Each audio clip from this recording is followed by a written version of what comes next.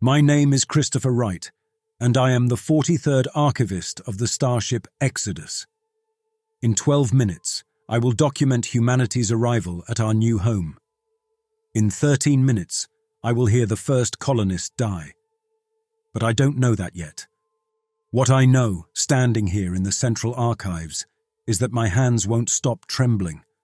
Not from fear, from the weight of the moment.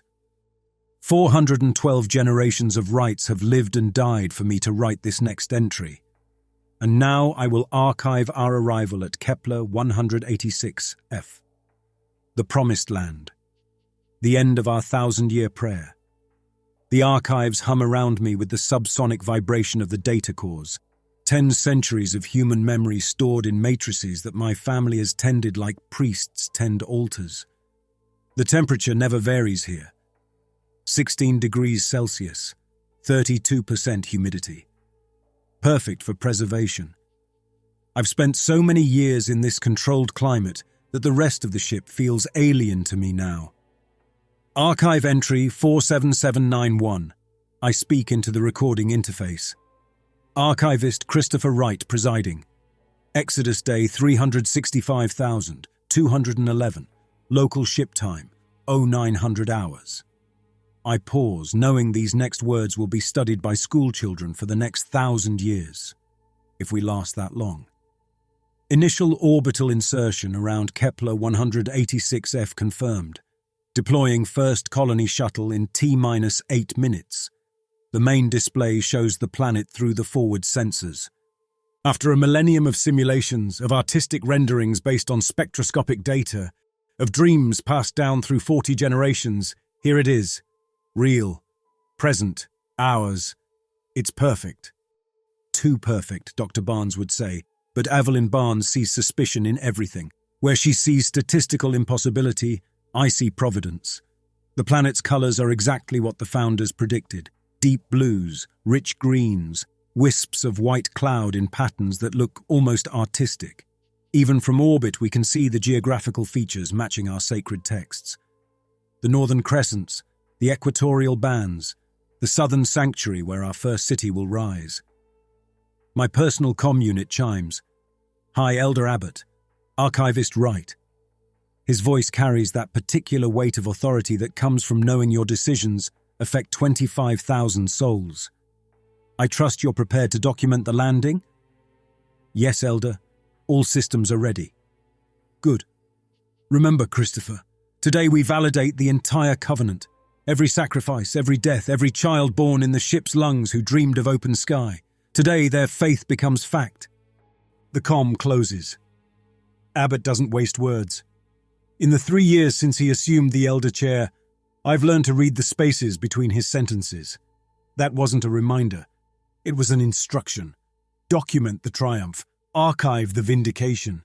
Be the witness to prophecy fulfilled. I pull up the Colonial Shuttle's feed on my secondary display. Shuttle Alpha 1, carrying 43 souls. The first human beings who will breathe air not recycled through millennia-old filters. Commander Sarah Holbrook leads them, a woman who was born for this moment, literally. Her parents named her after Sarah the founder, the woman who designed the shuttles that would one day carry us home. Alpha 1 to Exodus Control. Holbrook's voice crackles through the archive's speakers. We are beginning atmospheric entry. Hull temperature nominal. Crew status green. Tell the archivist we're making history. Acknowledged, Alpha 1, comes the response from Control. The archivist is recording. May the Covenant guide your descent. I watch their telemetry streams cascade across my displays. Altitude, velocity, hull pressure. Biological readings from each colonist. Each number represents a heartbeat, a breath, a human being descending toward paradise. I archive it all, every bit and byte, creating the permanent record that will outlive us all. The shuttle enters the atmosphere. The feed shifts from the black of space to a growing orange glow. Plasma sheathes Alpha 1 as it cuts through the new world's air. For 60 seconds we lose contact, expected, planned for, but still terrifying. 60 seconds where 43 souls exist in a bubble of fire and faith. Then, The signal returns. Exodus control. Alpha 1 has cleared the plasma envelope. We have visual on the landing zone. It's... Holbrook pauses. In that pause, I hear something I've never heard in her voice before. Wonder? Fear? It's exactly as the text described, down to the colored striations in the northern cliffs. How is that possible? The founders couldn't have seen... Alpha 1, maintain landing protocol, Control interrupts. Theological discussions can wait until you're groundside. But I understand her confusion. The founders left Earth before we had detailed surface imaging. Their descriptions of Kepler 186f came from visions, from dreams they claimed were divine communion. Yet here it is, exactly as they promised. My father would have called it impossible. I choose to call it proof. The shuttle descends through cloud cover. The feed shows glimpses of the surface. Vast forests of blue-green vegetation, rivers that gleam like silver wire, clearings that seem almost deliberately placed for colonial expansion. I can see the crew pressing against the windows, 43 faces reflecting the same expression, awe. Touchdown in 30 seconds, Holbrook announces, preparing to... Wait, I'm seeing movement in the forest, large-scale movement. Wildlife? Control asks. Unknown. It's synchronized. The entire tree line is... breathing. That can't be right. I lean closer to my display. There, in the vegetation surrounding the landing zone. The trees are moving in unison, a slow pulse like a massive lung expanding and contracting. Alpha 1, abort landing, someone says in Control. Return to orbital. Negative, Control. We're committed. 20 seconds to touchdown. Whatever it is, we'll handle it groundside. We didn't come 1,000 years to turn back at... The feed cuts out. One moment, 43 biosignatures pulse across my screen. The next, blank spaces where human beings used to be. Alpha 1, respond. Control's voice edges toward panic. Commander Holbrook, acknowledge. Silence. I check every system, run every diagnostic. The archive's equipment is functioning perfectly. The shuttle simply isn't there anymore. Not destroyed, that would leave debris signatures. Not landed, that would maintain at least basic telemetry. Gone. The main comm channel explodes with voices. Control demanding answers. Section chiefs reporting system checks. Security requesting permission to arm. And cutting through it all, High Elder Abbott's voice, calm as frozen nitrogen. All stations. This is Elder Abbott. We are experiencing technical difficulties with our surface equipment. Atmospheric ionization has temporarily interrupted communications. Maintain standard protocols. Control. Prepare Beta 2 for launch in 6 hours after we've adjusted for the interference. The channel goes quiet. In that quiet, I hear the lie. Abbott knows something. In 3 years of serving under him, I've learned his tells. He doesn't say technical difficulties when he means technical difficulties. He says system failures or equipment malfunction. Technical difficulties is what he says when he needs time to decide what the truth should be. I turn back to my displays, pulling up the raw data from Alpha 1's final transmission. Behind the static, beneath the standard carrier wave, there's something else. A pattern that doesn't belong. It takes me 12 minutes to isolate it, another 3 to decode it. When I do, I wish I hadn't. It's audio. Compressed, fragmented, but audio nonetheless. Commander Holbrook's voice, distorted but recognizable. Not soil. It's not soil. It's flesh. The ground is breathing. We're inside something. The fragment ends. I listen to that fragment again and again. 412 generations of rights lived and died to get us here. But here isn't what we thought it was. I have a choice. I can file this fragment in the official record, where eventually someone will find it. Or I can bury it in the same deep archive where we hide the suicide statistics, the genetic bottleneck data, the things that would break people's faith if they knew. My father would have buried it. His father would have buried it. The right legacy is built on knowing which truths serve the covenant and which truths serve only chaos. But I'm not my father. I'm the archivist who was supposed to record humanity's homecoming. Instead, I'm recording something else, something that breathes and swallows shuttle crews whole. I create a new file, encryption level Epsilon, accessible only to senior staff. I label it Atmospheric Anomaly Investigation. Bland enough to avoid attention, accurate enough to satisfy my conscience. Then I copy Holbrook's final transmission into it, along with my analysis of the vegetation movement, the biosignature disappearance pattern. The comm system chimes again. Beta 2 is being prepped. 43 more souls are being fitted with environment suits, their biomonitors checked, their last prayers spoken. In 6 hours, they'll follow Alpha 1 down to the surface, unless I stop them. But to do that, I'd have to break the first rule of being an archivist. Never let the truth interfere with the story. My family has kept the Exodus archive for 10 centuries by understanding that sometimes the story matters more than the facts. The story says we've found our home. The story says the 1,000-year journey was worth it. The facts say something else entirely. I close the encrypted file and open a standard archive entry. Colony Shuttle Alpha 1 has successfully entered Kepler 186 F atmosphere. Communication temporarily interrupted by ionospheric interference. Awaiting restoration of contact.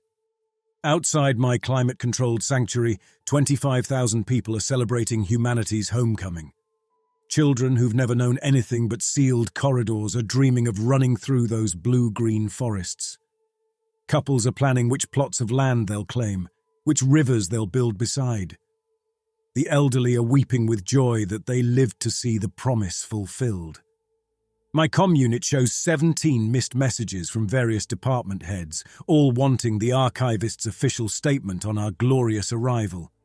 I ignore them all and open a private channel to Dr. Barnes's laboratory. Bring your most recent biological surveys, all of them. And Evelyn, come alone. Right? What's wrong? The council is saying what needs to be said, but you and I need to discuss what actually is. There's a pause. Then, I'll be there in 10 minutes. I pull up the crew manifest for Beta 2. 43 people who trust that the Covenant would never lead them astray. People who believe what I believed 12 minutes ago, that we were chosen, that we were blessed, that 1,000 years of suffering had purchased our salvation. I begin cross-referencing the surface scans with the Founder's original texts, looking for discrepancies, for warnings, for anything that might explain how paradise could be a trap. Dr. Barnes arrives in 8 minutes. She doesn't knock. In 3 years of working parallel to each other, her in the lab, me in the archives, she's never entered my domain without permission. But she enters now, clutching a data pad, her face the color of recycled paper. "Tell me you have something that explains this," she says, throwing her data onto my display. It shows a molecular analysis of the atmosphere samples our probes collected. Because according to every principle of parallel evolution, this shouldn't exist. I look at her data. Then I play Holbrook's final transmission. Evelyn Barnes doesn't speak for 37 seconds after it ends. When she does, her voice is different, smaller. "We have to stop Beta 2. "Abbott won't let us," I say.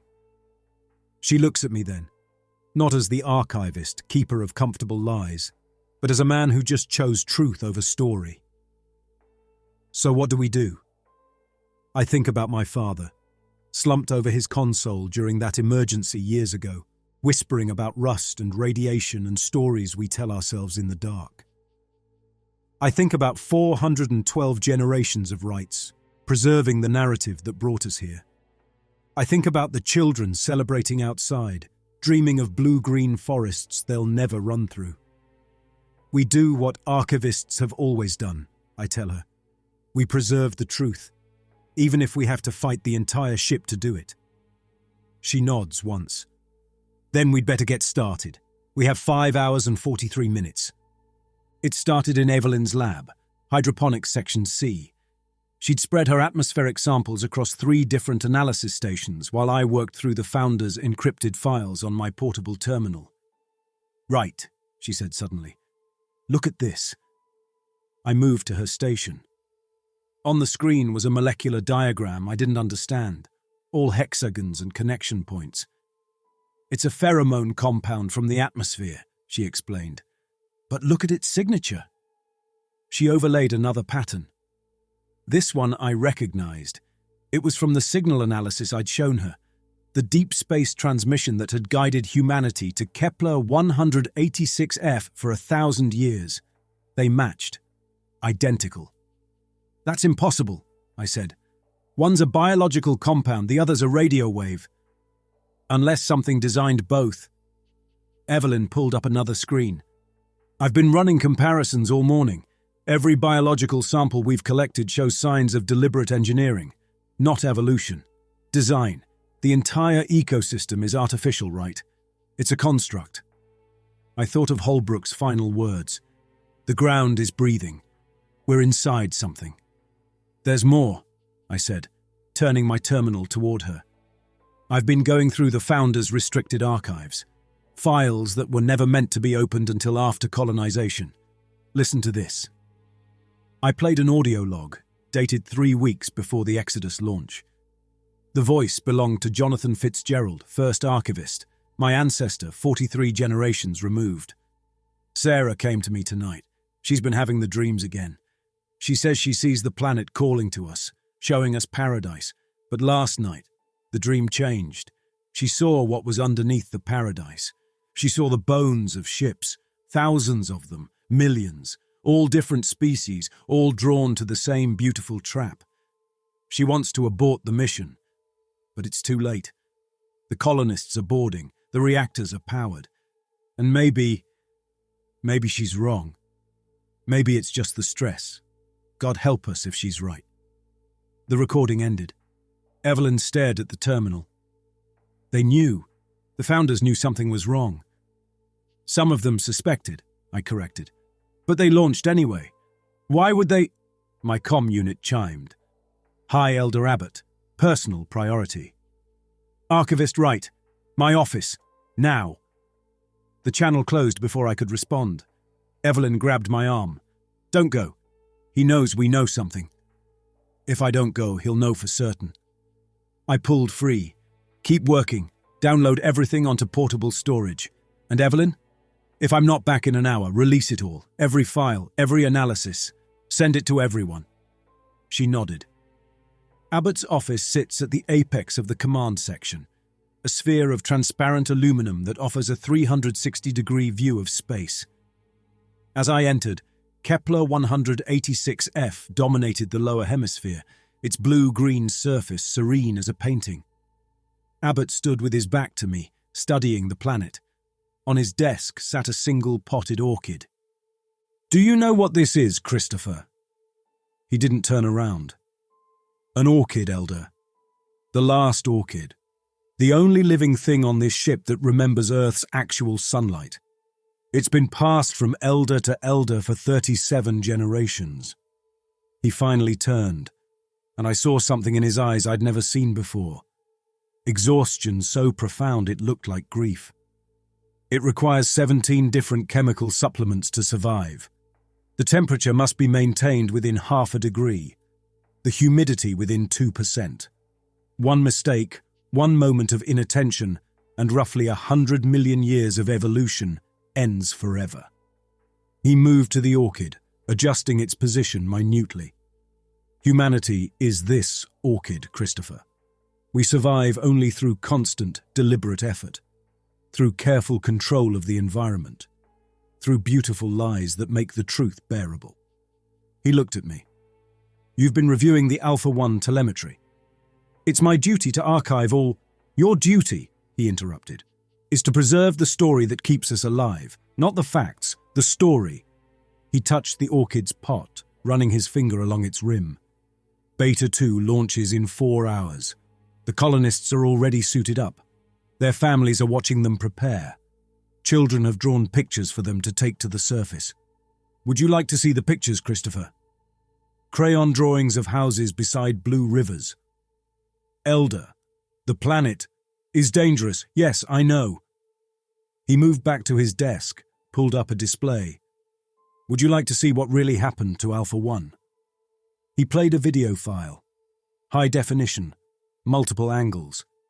I watched 43 people land safely on the surface. I watched them exit their shuttle, their movements dreamlike. I watched them walk toward the forest's edge as if pulled by invisible strings, and I watched the ground open beneath them, gently. Like a mouth accepting communion wafers, they didn't scream. They sank into the earth with expressions of peace. The ionospheric interference story will hold for perhaps another day, Abbott said, closing the file. Then people will begin asking harder questions. Unless, of course, Beta 2 succeeds where Alpha 1 failed. You're sending 43 more people to die. I'm sending 43 volunteers to attempt colonization with better equipment and fuller knowledge of the risks. His voice was perfectly level. They know the dangers. I've briefed them myself. You've told them the truth? I've told them a truth. That the planet presents unexpected challenges. That they may not survive. That their sacrifice will help us understand how to proceed. He returned to the orchid. Do you know what happens if we don't colonize this planet?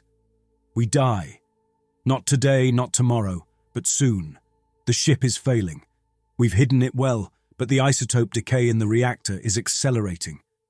We have perhaps 5 years before catastrophic failure, 10 if we're lucky and start cannibalizing non-essential systems. He looked at me. There is no going back. There is no finding another planet. There is only here, now, this chance. Even if it's a trap, we have to try. The alternative is certain death. The colonists deserve to know what they're walking into. The colonists deserve hope. His voice hardened. I will not let 25,000 people spend their last years in despair. If we're going to die, we die believing in something. We die reaching for paradise, not cowering in a tin can. And if there's another way?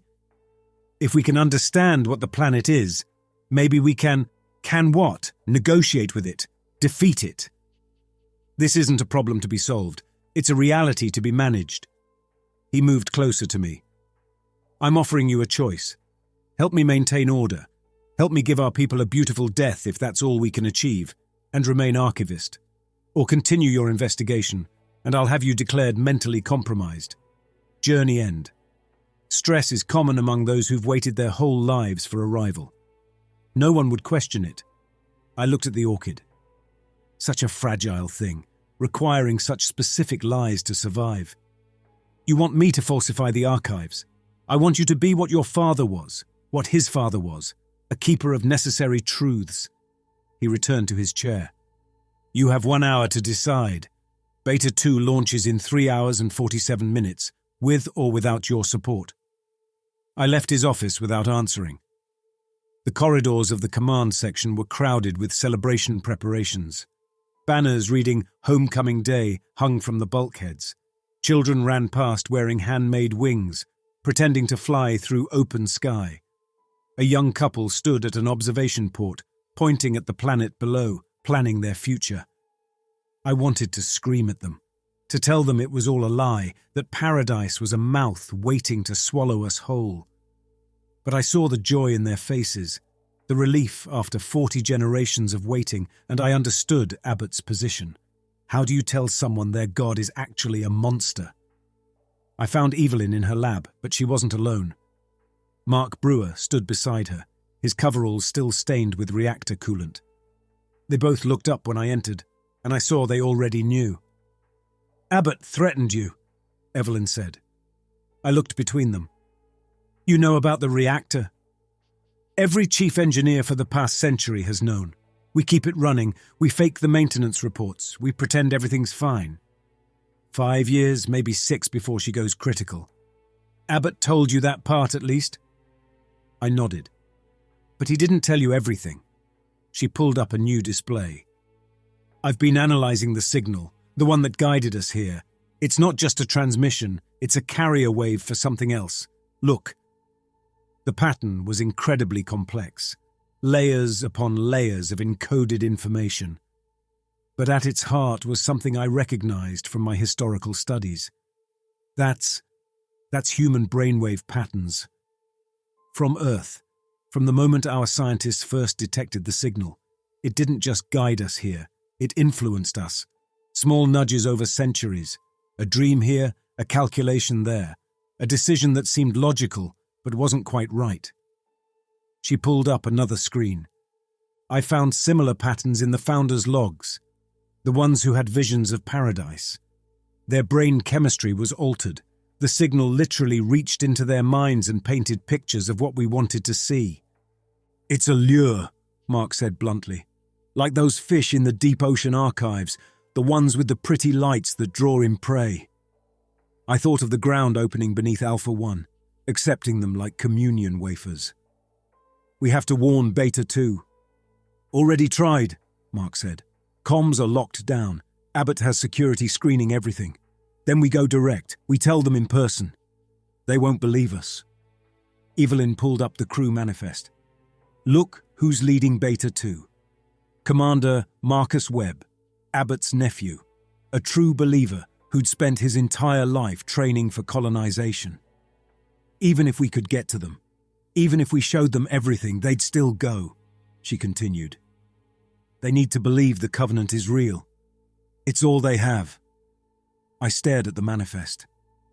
43 names, people who would walk into that beautiful trap. Among them, I noticed, was Rebecca Gibson, one of my archive assistants. She'd volunteered after Alpha 1, said she wanted to honor their sacrifice by continuing the mission. "No," I said, "we don't try to stop them. We go with them." Mark and Evelyn both stared at me. "Are you insane?" Evelyn asked. "Abbott is right about one thing. We need to understand what we're dealing with. But not from orbit. We need samples, readings, direct observation." I turned to Mark. "Can you get us onto Beta 2 without authorization?" He thought for a moment. "Maybe. There's maintenance access through the lower umbilical. But right, this is suicide. Staying on the ship is suicide. Just slower." I looked at them both. "I'm not asking you to come. But I'm going.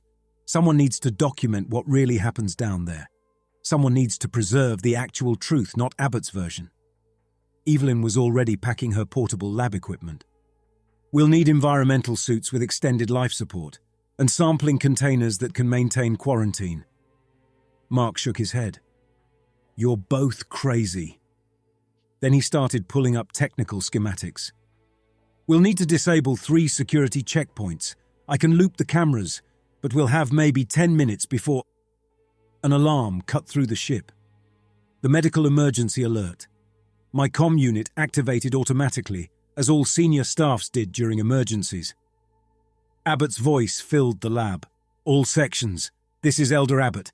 I regret to inform you that archivist Christopher Wright has experienced a severe psychological break. Journey end stress has caused him to generate false data suggesting our new home is dangerous. Security teams are moving to secure him for his own safety and the safety of others. Any crew members found assisting him will be considered similarly compromised. Beta 2's launch proceeds as scheduled. That is all." We looked at each other. In the distance, we could hear boots running through corridors, security teams mobilizing. 10 minutes just became 2, Mark said. He grabbed a plasma cutter from his belt. "Follow me." We ran through the service corridors that Mark knew like his own bloodstream, down ladders that hadn't been used since the ship's construction. Behind us, the sound of pursuit. In my satchel, I carried everything. Evelyn's data, the founder's logs, the truth about what waited below. 40 generations of lies compressed into a few terabytes of storage. We reached the umbilical access to Beta 2 with 30 seconds to spare. Mark rushed through the manual override panel controls, while Evelyn watched the corridor behind us. I could see the shuttle through the porthole, humanity's second attempt at paradise. "Got it," Mark breathed, and the hatch opened. We tumbled through into the prep chamber. Environmental suits hung in rows, most already claimed by the official crew. We grabbed 3 from the reserves, pulling them on. The suits were designed for extended surface operations, 12 hours of life support, integrated sampling tools, full spectrum sensors. "They'll know we're here," Evelyn said, sealing her helmet. "Not until we're already launched." Mark was working on another panel. "I'm ghosting our signatures in the system. As far as the shuttle knows, we're spare equipment." Through the chamber's internal window, I could see the main cabin. 43 colonists strapped in, some praying, some reviewing technical manuals, all believing they were humanity's best hope. Rebecca Gibson sat in the third row, clutching a small datapad that probably contained messages from loved ones. A new voice broadcast through the ship. "Beta 2, prepare for launch, T-minus 60 seconds. We strapped ourselves into the auxiliary compartment, hidden among actual spare equipment. In 1 minute we'd be committed. No abort, no return. Just us, and whatever waited on the surface. "Right," Evelyn said over the suit's private comm. "What if Abbott is right? What if knowing the truth just makes dying worse? Then at least we die as ourselves, not as food believing it's chosen." The engines ignited, the shuttle shook, and we fell toward paradise, carrying the truth like a disease, ready to infect anyone willing to listen. Through the compartment's small porthole, I watched the exodus shrink behind us. Somewhere up there, Abbott was probably standing at his window, watching us descend, confident his story would continue. He didn't know we were aboard. He didn't know we carried proof of everything he'd tried to hide. But most importantly, he didn't know what Evelyn had discovered in the final moments before we ran. The signal, the lure that had drawn us here, was still transmitting. Not from the planet to space, from the planet to us, to our minds. And according to her readings, it was getting stronger the closer we got to the surface. 30 seconds to atmospheric entry, the pilot announced. I closed my eyes and thought of my father, slumped over his console, whispering about stories we tell ourselves in the dark. He was wrong about one thing. We don't tell ourselves stories in the dark. The dark tells stories to us, and we're about to hear what this one has been trying to say for 1,000 years. The fire outside the porthole faded. The blue-green surface rushed up to meet us, and in my helmet, so faint I might have imagined it, I heard something that sounded like singing or crying. The moment our boots touched the ground, I understood why the colonists walked so willingly to their deaths. It wasn't just beautiful. Beauty was too small a word. The very air seemed to sing with rightness, with belonging, with the promise that every sacrifice had been worth this single perfect moment. We'd landed a quarter-kilometer from Beta 2's touchdown site, our unauthorized entry masked by the shuttle's own landing sequence. Through the trees we could see the main group of colonists disembarking. They moved like sleepwalkers, arms slightly raised, faces tilted toward the canopy, where light filtered through in patterns that seemed almost linguistic. Marcus Webb, Abbott's nephew, stood at the shuttle's ramp without his helmet. "Commander, your suit integrity," someone said over the open channel. "Smell it," Webb breathed. "Can't you smell it? It's like coming home. It's like Mother's." He took 3 steps forward, and the ground accepted him. The soil became permeable beneath his feet, and he sank to his ankles, then his knees. His face never changed from that expression of perfect peace. Other colonists, seeing this, began removing their own helmets. I started forward, but Mark grabbed my arm. "Look at the readings," he said, showing me his suit's display. "The ground isn't soil. It's a digestive membrane covered in mineral deposits. The entire landing zone is a stomach." Through the trees, more colonists were sinking. Some tried to pull others free, but the moment they made contact with the affected, they stopped struggling. Rebecca Gibson, my archive assistant, had removed her gloves and was helping others out of their suits, tears of joy streaming down her face. "We have to help them," I said. "With what?" Mark's voice was harsh. "You saw the commander. The moment they breathe the air, they're gone. The pheromones override everything: fear, logic, self-preservation." I watched Rebecca sink to her waist, still smiling, still helping others join her. Look at their biosigns, Evelyn said. She shared her display.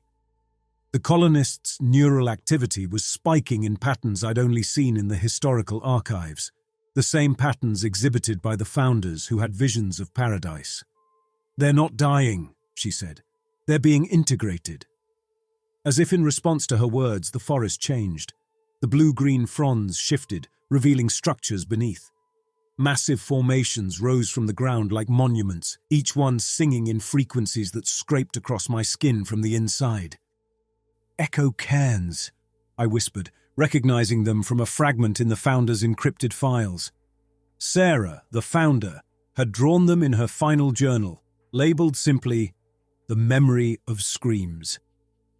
The nearest cairn was 20 meters away. As we approached, our suit's radiation sensors went insane. Not harmful radiation, something else, something the instruments couldn't properly classify. Inside, images moved. Frozen moments of other species, other ships, other hopeful arrivals. 1,000 different forms of life, all walking willingly into the same beautiful trap. And beneath the images, encoded in the structure itself, were star charts. Warnings in languages we'd never decode. They tried to warn others, I said.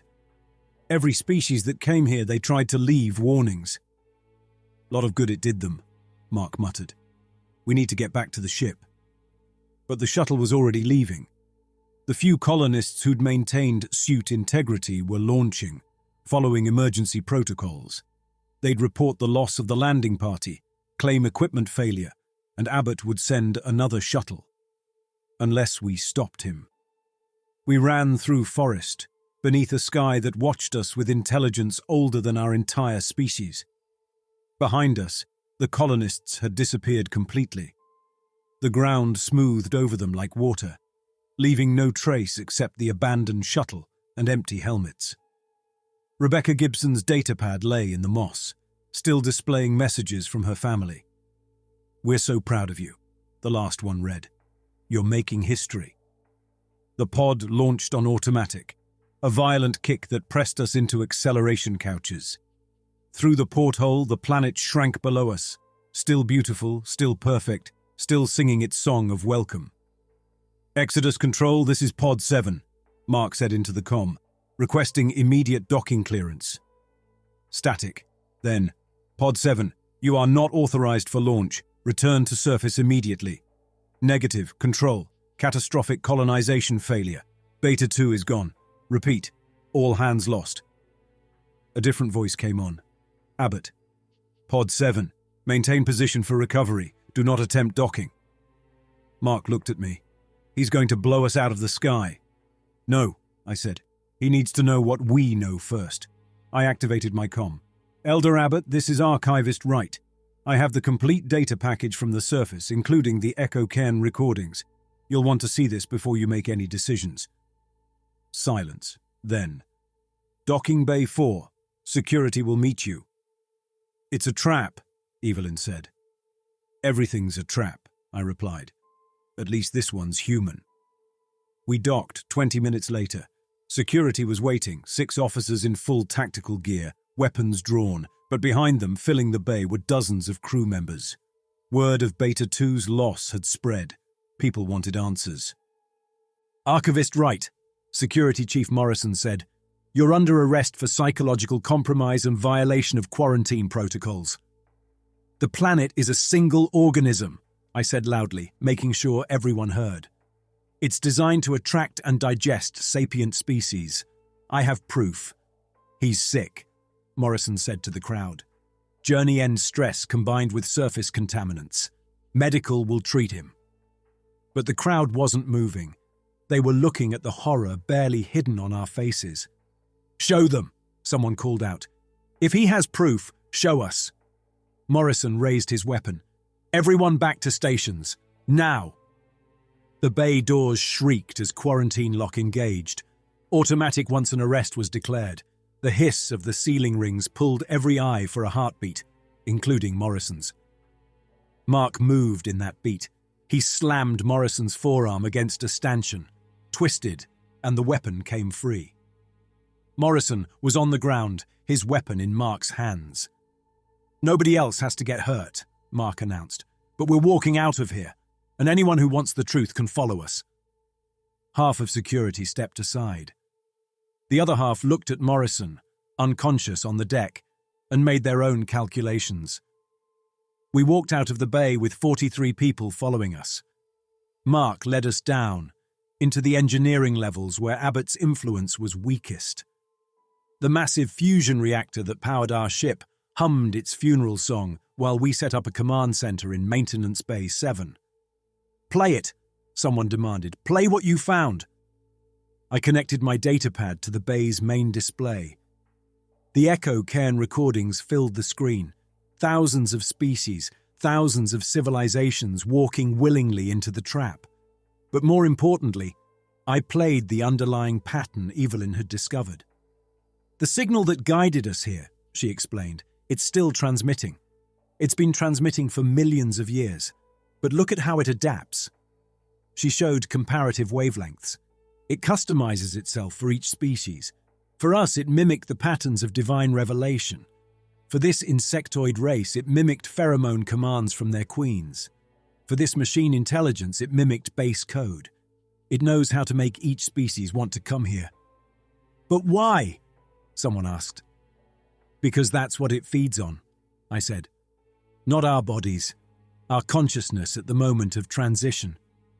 The instant when absolute faith becomes absolute horror. The colonists down there aren't dead. They're aware, integrated into the planetary organism, kept in a state of perpetual realization that everything they believed was a lie." The room erupted. Arguments, denials, demands for more proof. But underneath the chaos, I heard something else. Footsteps. Synchronized. Security forces moving through the levels above us. "Abbott is mobilizing," Mark said. "Full lockdown. He's going to contain this before it spreads." "Let him try," someone said. It was Lieutenant Torres from Navigation. "You can't classify that many deaths." "He can if he controls the narrative," I said.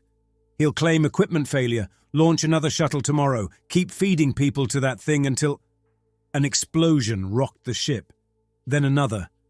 "That was the comm array," Mark said, checking his displays. "He's cutting us off from the rest of the ship." "No," Torres said, checking her own equipment. "Those explosions came from outside." We ran to the nearest observation port. Outside, against the stars, rubble floated past. Not from the Exodus. From other ships. They emerged from behind the planet like shells washing up on a beach. Dozens of vessels, all different designs, all dark and dead.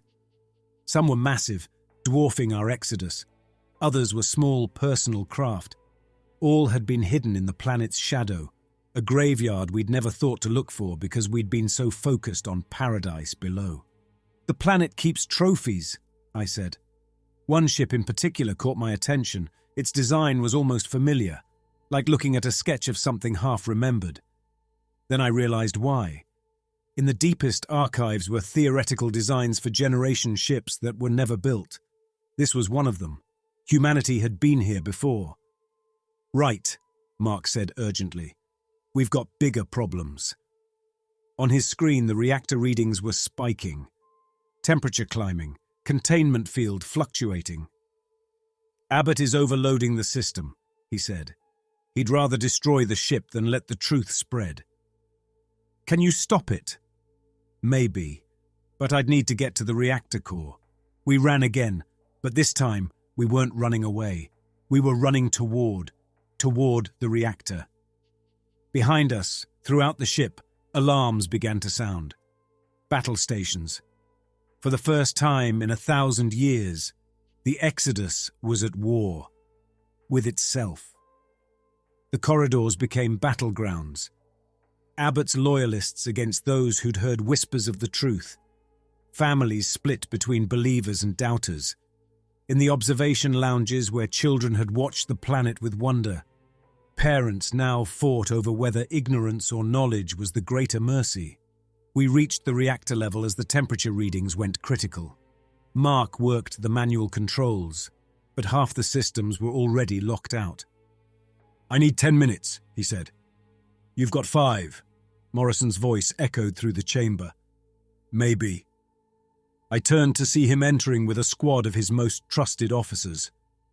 You don't understand what you're doing, he said. The Elder is trying to save us. By feeding us to that thing? By giving us meaning. By letting us die as heroes of our own story instead of victims of someone else's. He raised his weapon. Sometimes the lie is more merciful than the truth. Not this lie, I said, and pulled up the final file on my datapad. The one I'd found in the deepest part of the Founder's archives. The one that changed everything. It was a message. Video from Earth, dated 50 years after the Exodus launched. A woman appeared on the screen, elderly, wearing the insignia of Earth's United Sciences Division. This is Director Sarah Callahan, transmitting to the Exodus on encrypted channel 77 Alpha. If you're receiving this, you've likely discovered the truth about your destination. We know now what we couldn't know when you launched. The signal is a trap. But we also know something else. The entity that created it can only feed on species that arrive believing. Hope is its weapon. Despair is its food. But there's a third option. If you can approach the planet knowing exactly what it is, if you can deny it the transformation from hope to horror, you might survive. You might even be able to hurt it. This message is embedded with resonance patterns that should disrupt. The message cut off. But the implications were clear. Earth knew, Earth had tried to warn us, and someone on the ship had made sure we never got the message. Morrison lowered his weapon slightly. That's impossible. The Founders were split, I said. Some wanted to continue despite the warning. Others wanted to turn back. The ones who wanted to continue won. They destroyed the long-range comms, hid the message. Around us, Mark's work at the reactor was taking effect. The temperature was dropping, systems stabilizing. But through the chamber's viewports, we could see the planet growing larger. We were descending. Abbott has engaged the landing sequence, Torres reported. He's taking the entire ship down. Morrison looked at his squad, then at us, then at the planet filling our view. The professional soldier's mask cracked, showing the terrified human beneath. What do we do? We fight, I said. We use Director Callahan's information.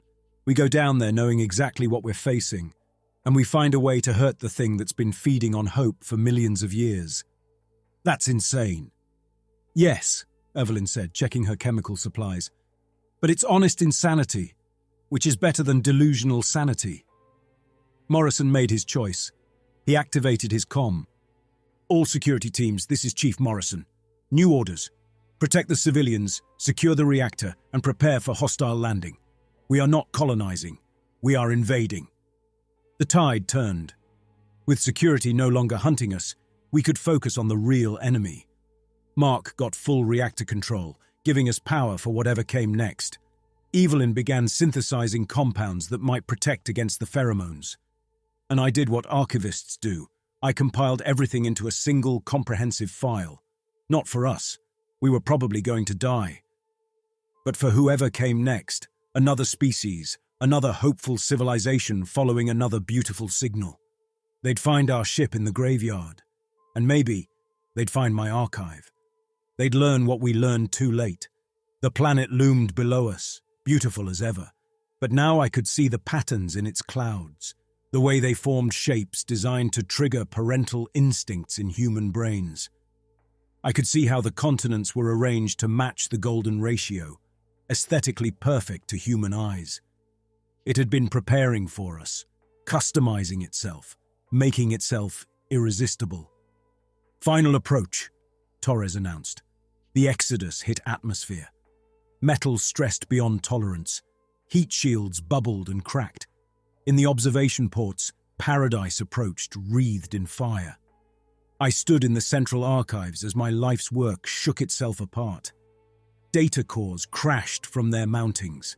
Precious files, 40 generations of carefully preserved history, scattered like dead leaves. The temperature-controlled sanctuary I'd lived in for 37 years was dying, and I was documenting its death. Archive entry 47795, final.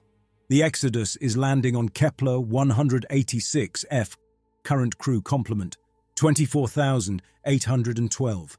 Approximately 200 died in the civil conflict. Elder Abbott maintains control of navigation. The crew is aware of the planet's nature. We go to our deaths with open eyes. Through the chaos, Morrison's voice came over comm. All hands, brace for impact. Remember the protocols. Maintain suit integrity. Do not remove helmets. Do not trust your senses. We know what this thing is. The planet sang louder as we descended. Even knowing it was a lure, even understanding the mechanism, the song was beautiful. I found myself crying inside my helmet, mourning the paradise we'd never have.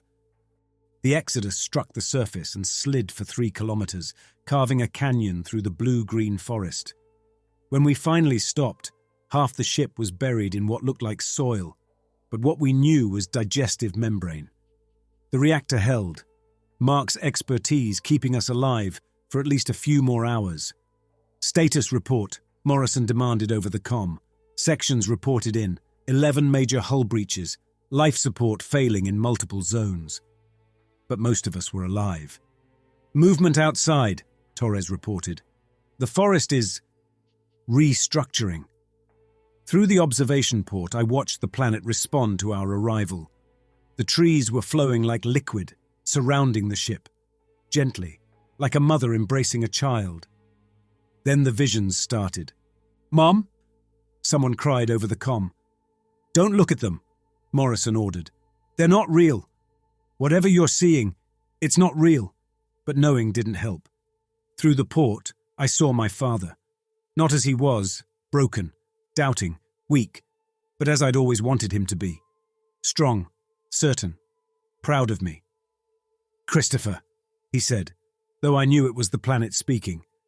"You've done so well. You've brought them home. Let me show you what the archives really contain." The vision shifted. The central archives, but perfected. Infinite. Every question answered, every truth preserved, every story complete. All I had to do was remove my helmet, walk outside, join the eternal record. "Right." Evelyn's voice cut through the illusion. She was beside me. "The neural inhibitor. Use it." I injected myself with her compound. The vision of my father distorted, became what it really was. A biosynthetic construct designed to trigger emotional surrender. It was still wearing my father's face, but now I could see the machinery beneath. "I have an idea," Evelyn said. "Director Callahan's message, the resonance patterns. If we can amplify them through the ship's communications array." "It's destroyed," I reminded her. "The external array, yes, but the archives have their own broadcast system for preserving messages to future generations." She pulled up her calculations. "If we modify the frequency, match it to the patterns in Callahan's message, we might be able to disrupt the signal, maybe even hurt it." "That's a lot of maybes. You have a better idea?" Through the port, more crew were emerging from the breached sections. Some still wore their suits. Others had removed them, walking into the forest with the same peaceful expressions as Beta 2. As we watched, the ground accepted them, integrated them, added their consciousness to its ancient collection. "Do it," I said. We worked, Evelyn modifying the resonance patterns while I accessed the archive's broadcast systems. Around us, the ship was slowly being digested. Walls began to secrete a substance that looked like condensation but tested as enzymatic acid. The floors grew soft, organic, warm to the touch. Mark's voice over comm. "Reactors failing. Whatever this thing is doing to the ship, it's interfering with magnetic containment. We've got maybe an hour." "Ready," Evelyn announced. I initiated the broadcast. The planet screamed. Where the song was seductive, this was agony. Pure, incomprehensible pain from something that had never known pain before. The forest around us withered. The constructs of our loved ones collapsed into protein slurry. But the scream became laughter. Deep, patient, amused. And in that laughter, words. You understand the mechanism but not the meaning. You see the trap but not the purpose. Would you like to know why? Every species thinks they are the first to resist, the first to understand. the first to fight back. You all broadcast your warnings, leave your markers, thinking you will save the next ones. But the warnings are part of the design.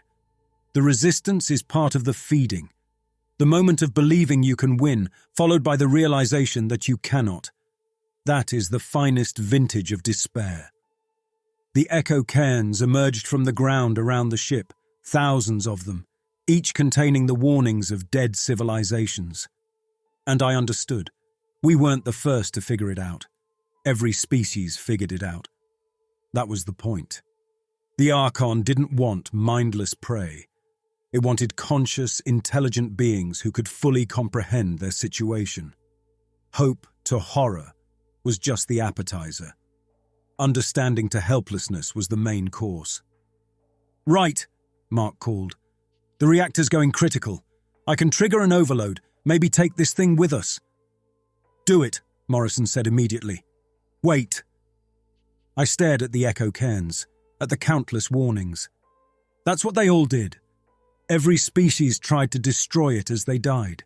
Nuclear explosions, antimatter, weapons we can't even imagine. And it's still here. I thought about my father, about his whispered doubt in the dark, about 43 generations of rights-preserving lies to keep humanity sane, about the true purpose of an archivist. "We don't fight it," I said. "We poison it." Evelyn understood first.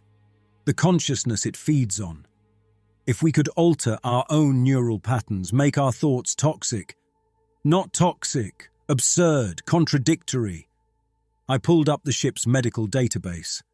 Every psychological medication we have, every neurological stimulant, every compound that alters consciousness. We dose everyone. Create a cocktail that makes human thought incompatible with whatever this thing digests. "That's insane," Morrison said. "We'd be driving ourselves literally insane." "Yes, but an insanity it can't digest, a chaos it can't integrate." I looked at the echo cairns. Every species died trying to preserve their sanity, their coherent thoughts, their meaningful warnings. What if we did the opposite? What if we made our consciousness so fractured, so contradictory, that absorbing us would be like swallowing broken glass? Through the port, I could see Abbott approaching through the forest. He'd left the ship, removed his helmet, and was walking toward us with that expression of beatific peace. But his eyes were still his own. "Elder," Morrison called, "stay back.